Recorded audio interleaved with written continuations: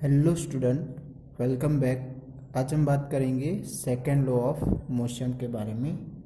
हमने first law of motion पढ़ लिया था, तो उसका स्टेटमेंट क्या था कि a body at rest will remain at rest and a body in motion will remain in uniform motion unless acted upon bye N unbalanced force. ठीक है, तो अब ये जो सेकेंड लॉ ऑफ मोशन हमें जो समझना है, तो उसके लिए एक नई फिजिकल क्वांटिटी समझनी पड़ेगी। तो वह क्या है वह हम बाद में देखते हैं, बट एक एग्जांपल के थ्रू हम समझते हैं कि हमारे पास एक ग्लास प्लेट है, कोई पीस है ग्लास का, ठीक है, और एक स्टोन है और एक रबर बॉल है। ठीक है, ये हो जाएगा स्टोन और ये रबर बॉल। ओके, अब मुझे ये ग्लास को ब्रेक करना है। ओके, तो जब मैं इन दोनों को यानी कि स्टोन और रबर बॉल को एक सेम वेलोसिटी से मैं थ्रो करूंगा, तो किससे ये ग्लास ब्रेक हो सकता है? तो आप समझ सकते हैं कि किससे वह ब्रेक होगा, तो स्टोन से। ठीक है, तो अब ये स्टोन से ब्रेक हुआ और रबर बॉल से नहीं, तो इसका रीज़न क्या हुआ? यानी कि इसका जो रीज़न है वह क्या हो सकता है? तो आप समझ सकते हैं कि ये जो स्टोन है, स्टोन की मास रबर बॉल से क्या है, ज़्यादा है, जिनकी वजह से ये स्टोन क्या करता है, इसके ऊपर ज़्यादा फोर्स अप्लाई करके ये ग्लास को तोड़ देता है। ओके, यानी कि इसका मतलब ऐसा हुआ कि जब ऑब्जेक्ट का मास ज़्यादा होगा तो उसके ऊपर फोर्स भी ज़्यादा लगेगा। ठीक है, जैसे कि हमने बात की थी कि एक खाली बक्सा हो, ठीक है, बॉक्स, और एक भरा हुआ, तो उसमें से किसे फोर्स ज़्यादा देना पड़ेगा? तो ऑब्वियसली किससे देना पड़ेगा हमें? ज़्यादा जो भारी होगा, जिसका मास ज़्यादा होगा, उससे फोर्स भी कैसा लगाना पड़ेगा? ज़्यादा। तो कुछ वही बात यहाँ पर रिएक्ट कर रही है। ठीक है, तो इसका मतलब ऐसा हुआ कि जो फोर्स है वह मास, जो भी ऑब्जेक्ट के मास होते हैं, वह मास जो ज़्यादा होगा तो उसके कंपेयर फोर्स भी ज़्यादा लगता है। तो फोर्स डायरेक्टली प्रोपोर्शनल है मास के। ठीक है, तो इसकी वजह से हम ऐसा लिख सकते हैं सिंबॉलिक फॉर्म में, ओके, कि जितना मास ज़्यादा उतना फोर्स भी ज़्यादा। ठीक है, अब हम बात करते हैं रबर बॉल के बारे में कि मुझे रबर बॉल से ये ग्लास को ब्रेक करना है, तो अब उसके लिए जो फोर्स लगाना पड़ेगा वह किसके थ्रू मैं लगा सकता हूँ? यानी कि ये ब्रेक करना है, तो मैं ऐसा तो क्या करूँ जिसकी वजह से मैं ये रबर बॉल के थ्रू ग्लास को ब्रेक कर सकूँ। ठीक है, तो अब इसकी जो वेलोसिटी होगी वह क्या करना पड़ेगा, हमें बढ़ा देनी पड़ेगी। यानी कि अब उसे और भी ज़्यादा वेलोसिटी में देकर इसके ऊपर थ्रो करूँ तो क्या हो जाएगा, ये ब्रेक हो जाएगा। ओके, तो मान लो कि कोई गन के अंदर लेकर उसे फायर करूँ तो क्या होगा, ये ऑब्वियसली ब्रेक होने वाला है। यानी कि वह गन के थ्रू हमने क्या किया, इसकी वेलोसिटी इंक्रीज की, यानी कि ज़्यादा वेलोसिटी दिया, तब जाके ये क्या हो गया, ब्रेक हो गया। ठीक है, आप समझ सकते हैं। तो इसकी वजह से जो गन है, तो गन से निकली हुई जो बुलेट है वह इंसान को मार सकती, बट हम ऐसे नॉर्मली हाथ से, हैंड से थ्रो करें गन बुलेट को, तो वह उससे मारेगी तो नहीं मारेगी। क्यों? क्योंकि उसकी वेलोसिटी क्या होगी, वहाँ पर ज़्यादा बनेगी नहीं, बट गन से जो रिलीज होती है वह बुलेट, उसकी वेलोसिटी क्या होती है, ज़्यादा होती है, जिसकी वजह से सामने वाले को मार सकती है। ठीक है, तो अब यहाँ पर भी कुछ ऐसा ही हो रहा है कि जैसे जितनी वेलोसिटी यानी कि इसकी ज़्यादा बढ़ाई कि वैसे ही ये ग्लास क्या हो गया, टूट गया। ओके, तो अब ये जो फोर्स है, तो फोर्स और वेलोसिटी भी किस तरह डिपेंड कर रही है, किस तरह एक दूसरे से रिएक्ट कर रही है, तो वह भी डायरेक्टली प्रोपोर्शनल है। ठीक है, यानी कि वेलोसिटी भी फोर्स के डायरेक्टली प्रोपोर्शनल है, तो उसके अकॉर्डिंग हम ऐसा लिख सकते हैं कि जितनी ज़्यादा ऑब्जेक्ट की वेलोसिटी होगी उसके अकॉर्डिंग इसका फोर्स भी ज़्यादा लगेगा। ओके, अब ये दोनों को हम कंबाइन करें इक्वेशन को, तो क्या हो जाएगा, तो F प्रोपोर्शनल एम बी बन जाएगा, क्योंकि इसकी लेफ्ट हैंड साइड सेम है, तो राइट हैंड साइड का मल्टीप्लाई हो जाएगा, तो mv बन गया। ओके, अब ये जो mv एक नई क्वांटिटीज निकाल के आ रहा है, यानी कि जब भी फोर्स कोई ऑब्जेक्ट पर लगाना है तो उसकी मास और वेलोसिटी के ऊपर भी डिपेंड करता है, और वह भी कैसे, the product of mass and the velocity of an object. Okay, तो उसके कंपेयर मास फोर्स भी क्या हो जाएगा, ज्यादा हो जाएगा। तो इस तरह की जो फिजिकल क्वांटिटी बनती है, उस फिजिकल क्वांटिटी वाले फोर्स को फिर क्या बोला गया, मोमेंटम। क्या बोला जाता है उसे, नई फिजिकल क्वांटिटी को मोमेंटम बोला जाता है। तो जो मोमेंटम होता है वह, उसका फॉर्मूला क्या हो जाएगा, तो मास इनटू वेलोसिटी। ठीक है, तो मोमेंटम की जो सिंबल होती है वह p is equal to M V. तो ये आपको मोमेंटम का फॉर्मूला याद रखना है। ठीक है, तो जितना भी मास ज्यादा होगा उतना मोमेंटम भी ज्यादा होगा, वेलोसिटी ज्यादा होगा तो मोमेंटम भी ज्यादा होने वाला है। और मान लो कि दोनों की दोनों जीरो हो गए, यानी कि मान लो कि मास जीरो हो गया, तो फिर पूरा मोमेंटम भी क्या बन जाएगा, जीरो। या फिर वेलोसिटी जीरो बन रही है तो मोमेंटम की वैल्यू भी जीरो हो जाएगी। ओके, अब हम बात करते हैं इसके एसआई यूनिट। एसआई यूनिट क्या होगा, तो एसआई यूनिट हम जानते हैं कि वह कैसे बनाया जाता है, तो उसकी फॉर्मूले के अकॉर्डिंग। तो फॉर्मूला क्या है, m इंटू वी। तो एसआई यूनिट ऑफ p वह क्या बन जाएगा, तो इसका मास का ऐसा यूनिट होता है किलोग्राम, एंड वेलोसिटी का होगा मीटर पर सेकंड। तो ये हो गई उसकी एसआई यूनिट। अब ये वेक्टर है या स्केलर, तो आप देख सकते हैं यहाँ पर m तो स्केलर है, मास स्केलर है, v क्या है, वेक्टर है। तो ये भी एक टाइप की क्या बन जाएगी, वेक्टर क्वांटिटी बन जाएगी। क्या बन जाएगा ये, वेक्टर क्वांटिटी। ठीक है, तो ये कुछ पॉइंट मोमेंटम के आपको याद रखने हैं कि भाई मोमेंटम की डिफाइन करनी हो तो क्या हो सकती है, तो the product of mass and velocity of an object is called momentum.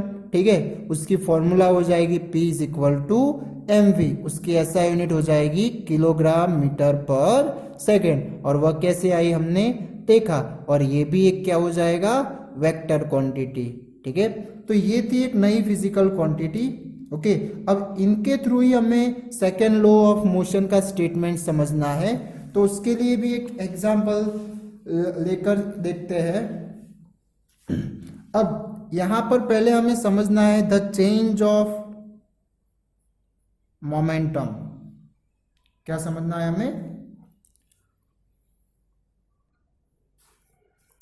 The change of momentum.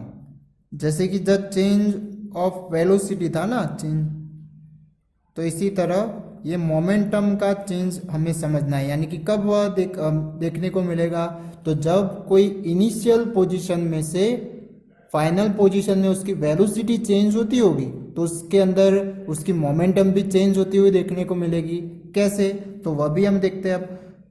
तो हमारे पास मान लो कि एक बॉल है, वह उसकी रेस्ट पोजीशन, पहले वह इनिशियल पोजीशन उसकी क्या है, रेस्ट पोजीशन। अब मुझे उसे कुछ वेलोसिटी देनी, यानी कि मान लो कि मुझे उसे 5 मीटर पर सेकंड से उसे मूव करवाना है, या फिर उसके अंदर वेलोसिटी देनी है, तो मुझे क्या करना पड़ेगा, कुछ फोर्स उसके ऊपर अप्लाई करना पड़ेगा। ठीक है, जिसकी वजह से उसकी वेलोसिटी क्या बन सकती है, 5 मीटर पर सेकंड। ओके, तो ये हम मान लेते हैं इसकी फाइनल पोजीशन, और उसका जो मास है वह मान लेते हैं 5 kg। कितना मान लेते हैं, 5 kg। तो अब ये कुछ इनिशियल पोजीशन में से फाइनल पोजीशन में गया। ठीक है, तो उस टाइम अब इनकी कुछ मोमेंटम भी चेंज हुई होगी। कैसे चेंज हुई है, तो कुछ हमने उसके ऊपर फोर्स अप्लाई किया ना, फोर्स अप्लाई किया तभी जाके इसकी वेलोसिटी क्या हुई, चेंज हुई। ठीक है, तो अब ये जैसे ही फोर्स अप्लाई किया तो उसकी पोजीशन चेंज हुई, उसकी वेलोसिटी भी चेंज हुई। तो अब उसके मोमेंटम भी चेंज हो सकती है। क्यों? क्योंकि मोमेंटम आप देख सकते हैं कि वेलोसिटी के ऊपर भी डिपेंड करता है। तो वेलोसिटी यहाँ पर चेंज होगी तो हम इसकी चेंज इन मोमेंटम भी फाइंड कर सकते हैं। ओके, तो वह कैसे? तो चेंज इन मोमेंटम को सिंबॉलिक करेंगे डेल्टा पी से। तो अब इसकी जो फाइनल मोमेंटम है उससे सपोज कर लेते हैं पी एफ, और जो इनिशियल मोमेंटम है वह सपोज कर लेते हैं पी आई।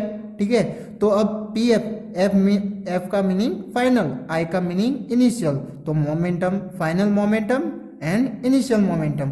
ठीक है, तो फाइनल मोमेंटम इसकी क्या बन जाएगी? तो आप देख सकते हैं मोमेंटम का फॉर्मूला क्या है, m इंटू वी। तो मास कितना है 5 kg, वेलोसिटी कितनी है तो वह 5 है। तो क्या हो जाएगा 5 इंटू 5 जो निकल के आएगा 25 kg मीटर पर सेकेंड। और इसकी इनिशियल मोमेंटम क्या हो जाएगी? 0 बन जाएगी। आप देख सकते हैं क्यों? क्योंकि ये रेस्ट में है, तो रेस्ट में होगा तो उसकी वेलोसिटी क्या बन जाने वाली है? 0। और उसका मास कितना है 5, तो 5 इंटू 0 जो हो जाएगा 0। ठीक है, तो अब इसका फाइनल मोमेंट यानी कि चेंज इन मोमेंटम या फिर चेंज ऑफ मोमेंटम, तो वह कैसे हमें मिलेगा? तो इन फाइनल मोमेंटम में से इनिशियल मोमेंटम को माइनस करेंगे तभी जाके वह मिलने वाला है। तो 25 माइनस 0 तो क्या आ जाएगा 25 kg मीटर पर सेकेंड। तो ये जो हमें मोमेंटम में चेंज देखने को मिला वह किसकी वजह से देखने को मिला? तो उसके ऊपर कुछ फोर्स अप्लाई किया इसकी वजह से। ठीक है, तो अब एक और भी एग्जांपल लेते हैं।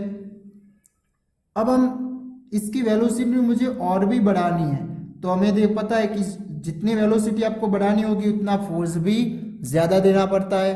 तो अब हम मान लेते हैं कि इसकी जो फाइनल वेलोसिटी है वह हम 10 मीटर पर सेकेंड दे रहे हैं, और उसका जो मास है वह तो सेम का सेम 5 kg 5 kg। ठीक है, तो ये इसकी रेस्ट पोजीशन, ये फाइनल पोजीशन। तो अब यहाँ पर जो फोर्स लगेगा वह कैसा लगेगा? तो ज्यादा लगने वाला है, तभी जाके आप इसकी 10 मीटर पर सेकेंड वाली वेलोसिटी बढ़ा सकते हैं 5 में से 10, तो उस टाइम उसका फोर्स भी क्या लगेगा? ज्यादा। तो फिर इसका मोमेंटम, चेंज ऑफ मोमेंटम भी क्या हो जाएगा? ज्यादा होने वाला है। तो वह भी देख लेते हैं कि delta P is equal to P F minus P I. तो अब यहाँ पर इसकी फाइनल मोमेंटम क्या हो जाएगी? तो 5 इंटू 10 यानी कि 50 हो जाएगी। अब आप समझ सकते हैं। ठीक है, एंड उसकी इनिशियल मोमेंटम क्या हो जाएगी? तो यहाँ पर रेस्ट पोजीशन में है तो वह 0 है, तो 5 इंटू 0 जो हो जाएगा 0, तो 50 kg मीटर पर सेकेंड। तो ये इसकी चेंज इन मोमेंटम आ गई। ओके, तो अब ये मोमेंटम क्या हो गई? बढ़ गई। तो आप देख सकते हैं जैसे ही हम इसकी मोमेंटम यानी कि फोर्स बढ़ाते हैं वैसे उनकी मोमेंटम भी क्या होती है? बढ़ती है। ओके, तो ये तो बात थी चेंज ऑफ मोमेंटम के बारे में। अब ये जो मोमेंटम है या फिर ये जो फोर्स है वह टाइम के ऊपर भी डिपेंड करता है। अब वह कैसे? तो वह भी हम देख लेते हैं। चलो, हमारे पास एक ग्लास है और एक हार्ड सरफेस के ऊपर हम कुछ हाइट पर से हम फेंक रहे हैं, उसे ऐसे छोड़ रहे हैं। ठीक है, तो जैसे ही वह यहाँ पर गिरेगा कि तुरंत ही क्या हो जाएगा? ब्रेक हो जाएगा। ओके, आप ये नॉर्मली समझ सकते हैं। अब कोई क्वेश्चन बैग या फिर कोई बेड है और उस बेड के ऊपर हम उसे रिलीज करेंगे कुछ हाइट पर से ग्लास को, तो वह क्या ब्रेक होगा यहाँ पर? तो यहाँ पर वह ब्रेक होगा नहीं, ये बेड वाली सरफेस है। ठीक है, ये हार्ड सरफेस है। तो ध्यान से सुनना। तो अब यहाँ पर ऐसा तो क्या हुआ जिसकी वजह से ये हार्ड सरफेस पर ग्लास टूट गया एंड बेड पर हमने डाला तो वहां पर ग्लास नहीं टूट रहा। तो आप सोच सकते हैं कि क्या होने वाला है यहाँ पर। चलो वह देखते हैं कि जब ये यानी कि कुछ हाइट पर था तो जैसे यानी कि वह मूव कर रहा है यानी कि कुछ वेलोसिटी उसकी बढ़ने वाली है, बट जैसे ही वह इस सरफेस पर आ जाता है कि तुरंत ही उसकी वेलोसिटी क्या हो जाती है? सडनली 0 हो जाती है। इसकी वेलोसिटी यहाँ पर टकराने पर क्या हो जाता है, जीरो हो जाता है। तो यानी कि इसका जो चेंज इन मोमेंटम है वह एकदम इंस्टेंटली ज्यादा हो जाता है। बात समझ में आ रही है? यानी कि यहाँ पर कुछ वेलोसिटी से, यानी कि कुछ मोमेंटम थी, फिर वह उसकी मोमेंटम इस टाइम क्या थी, मैक्सिमम थी, ठीक है। बट जैसे ही ये टकराता है कि उसकी मोमेंटम क्या हो गई, जीरो। तो अब यहाँ पर चेंज इन मोमेंटम बन रहा है, वह क्या होगा, बहुत ही ज्यादा। तो वह भी एक टाइप से फोर्स की तरह रिएक्ट करेगा। तो अब उससे, उस फोर्स की वजह से ये ग्लास क्या हो जाता है, इंस्टेंटली टूट जाता है। ओके, बट यहाँ बेड के बारे में बात करें तो जैसे ये ग्लास इसकी सरफेस पर टकराता है कि वैसे ही ये क्या हो जाता है, कुछ इस तरह से उसके अंदर चेंजिंग देखने को मिलेगा। यानी कि इस ग्लास की फोर्स की वजह से ये इसकी सरफेस है वह कुछ अंदर की ओर मूव होगी और बाद में फिर क्या होती है, फिर से रेस्ट पोजीशन में आ जाती है, ठीक है। यानी कि इस तरह से आपने कोई बेड वगैरह पर या फिर सोफे पर आप बैठते हैं तो क्या होता है, वह अंदर की ओर जाता है, यानी कि स्पंज जैसा यानी कि होता है, ठीक है। तो वह जैसे ही हम फोर्स लगाते हैं कि वैसे ही वह तुरंत ही एब्जॉर्ब करता है, हमारा फोर्स क्या करता है, एब्जॉर्ब करता है। तो अब यहाँ पर भी इस बेड पर ही ऐसा होने वाला है। ये ग्लास ने जो फोर्स दिया तो वह फोर्स की वजह से कुछ टाइमिंग मिलता है उसे जीरो होने में, या फिर उसकी मोमेंटम को जीरो होने में कुछ टाइमिंग लगा, ठीक है। तो जितना ज्यादा टाइमिंग मिलेगा उतना उसका जो फोर्स होगा वह कैसा लगने वाला है, कम लगने वाला है, ठीक है। तो इस फोर्स यहाँ पर कम हुआ जिसकी वजह से ये जो ग्लास है वो यहाँ पर ब्रेक होता नहीं है। आ रहा है समझ में, ठीक है। अब और यहाँ पर क्या हो गया, इससे कुछ टाइम ही नहीं मिला, instantly force change in momentum हो गया, ठीक है, जिसकी वजह से वह मोमेंटम फिर फोर्स की तरह रिएक्ट करके ग्लास को ब्रेक कर देती है। और यहाँ पर ये जो चेंज इन मोमेंटम है उसे कुछ टाइम मिल रहा है वह फोर्स को एब्जॉर्ब करने में, ठीक है। तो इसकी वजह से यहाँ पर ग्लास ब्रेक नहीं हो रहा है, ठीक है। तो इसका मतलब ऐसा हुआ कि जितना टाइम ज्यादा उसके कंपेयर वह जो फोर्स है वह कैसा लगने वाला है, कम लगने वाला है, ठीक है। जैसे कि आपने ये टेक्स्ट बुक में एक एग्जांपल दिया है कि जो क्रिकेट हम क्रिकेट खेलते हैं तो उसमें जो फील्डर्स होते हैं ना, तो वह जब कैच पकड़ते हैं, बहुत ज्यादा स्पीड से ज्यादा वेलोसिटी वाला बॉल आए तो उसे कैच करते हैं, तो वह क्या करते हैं, अपने हाथ को पीछे की ओर मूव करते हैं, वह बॉल को पकड़ के पीछे की ओर मूव करते हैं। तो वह क्यों ऐसा करते हैं, क्यों नहीं वो सडनली ऐसे पकड़ के वहां पर ही रुक जाते हैं। तो उसका रीजन क्या है कि जो वेलोसिटी से जो बॉल आ रहा है उसका फोर्स क्या होता है, ज्यादा होता है, ओके। तो जो सडनली वह ऐसे कैच कर देंगे और वहां पर ही स्टॉप कर देंगे तो उससे क्या हो सकती है, चोट पहुंच सकती है, ठीक है, हाथ पे चोट आ सकती है। तो वह क्या करेंगे, वह उस फोर्स, जो फोर्स हो रहा है यानी कि जो मोमेंटम वहां पर लग रहा है उस मोमेंटम को कम कर रहे हैं, किस तरह से, तो उससे कुछ टाइमिंग देकर। तो वह टाइमिंग कैसे मिलेगा, तो जैसे वह पीछे की ओर अपना हाथ करते हैं तो वैसे उसे क्या मिल जाएगा, उस फोर्स को कुछ टाइम मिल जाएगा, यानी कि उस मोमेंटम को चेंज होने में कुछ टाइम मिल जाता है इनिशियल से लेकर फाइनल में, ओके। तो इसकी वजह से वहां पर फोर्स क्या हो गया, कम हो गया, ठीक है। तो वह पीछे ले जाने का रीजन क्या होगा कि जो फोर्स है वह फोर्स बने उतना कम से कम उनके हाथों में लगे, इसकी वजह से वह पीछे की ओर हाथ को ले जाते हैं, पुल करते हैं, ठीक है। तो इसके ऊपर से आप समझ सकते हैं कि जितना फोर्स यानी कि जितना टाइम ज्यादा होगा उतना फोर्स कैसा लगने वाला है, कम। तो इसका मतलब ऐसा हुआ कि ये एक इनवर्सली प्रोपोर्शनल हो गया, ठीक है, जितना टाइम ज्यादा उतना फोर्स कम। तो अब ये दोनों को हम मिलाए तो क्या हो जाएगा, तो F proportional delta P upon T, ठीक है। तो यही हो गई formula second law of motion. और इसी फॉर्मूले के ऊपर से हम इसकी स्टेटमेंट भी लिख सकते हैं, क्या, तो ये क्या है, delta P the rate of the change of momentum, और ये T क्या बता रहा है, तो द रेट यानी कि टाइम बता रहा है, ओके, और टाइम को किस तरह से मेंशन करते हैं, रेट से भी वर्ड में हम ले सकते हैं, जैसे कि the rate of change in velocity, उसे ही क्या बोला जाता है, एक्सेलरेशन बोला जाता है। तो वहां पर आपने देखा है v minus you upon T, तो ये टी कहां पर आता था, डिवाइड में आता था ना, तो इसकी वजह से यहाँ पर द रेट के लिए रेट वर्ड से भी हम यूज कर सकते हैं। तो इसकी जो स्टेटमेंट बनेगी वह क्या बनेगी, तो ये the rate of change of momentum of an object, the rate of change of momentum, यानी कि ये पूरा आ गया change of momentum and the rate, ठीक है। तो वह अब किसके प्रोपोर्शनल है, तो is proportional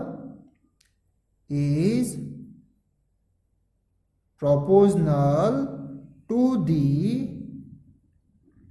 applied unbalanced force and in the direction of force. तो ये जो the rate of change of momentum है वह जो ऑब्जेक्ट के ऊपर अनबैलेंस्ड फोर्स अप्लाई होता है उसके प्रोपोर्शनल होता है, और साथ ही में इसकी जो डायरेक्शन होती है वह फोर्स की डायरेक्शन में पाई जाती है, ठीक है। तो ये बात थी सेकेंड्स लॉ के बारे में जो न्यूटन ने दिया हुआ है, ओके। अब ये हो जाएगी इसकी फर्स्ट स्टेटमेंट के अकॉर्डिंग फॉर्मूला।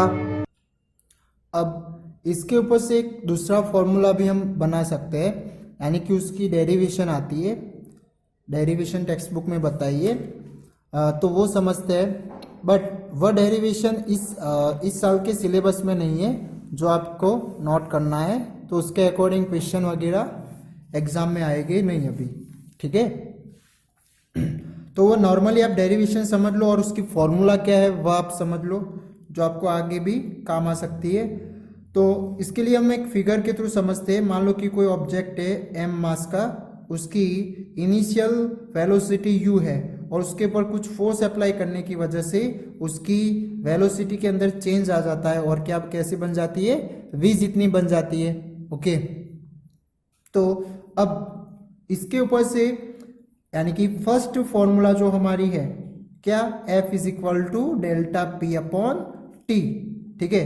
तो अब इसके ऊपर से हम इससे डिराइव करते हैं, तो डेल्टा पी यानी कि पी एफ माइनस पी आई अपॉन टी, डेल्टा पी यानी चेंज ऑफ मोमेंटम, तो ये हो जाएगा फाइनल मोमेंटम और यहाँ पर हो जाएगा इनिशियल मोमेंटम, ठीक है। तो फाइनल मोमेंटम का यहाँ पे सिंबॉलिक के अकॉर्डिंग हम फॉर्मूला बनाए तो क्या बन जाएगा, एम वी, और यहाँ पर इनिशियल का क्या बन जाएगा, एम यू, और टाइम क्या आएगा, टी, ठीक है।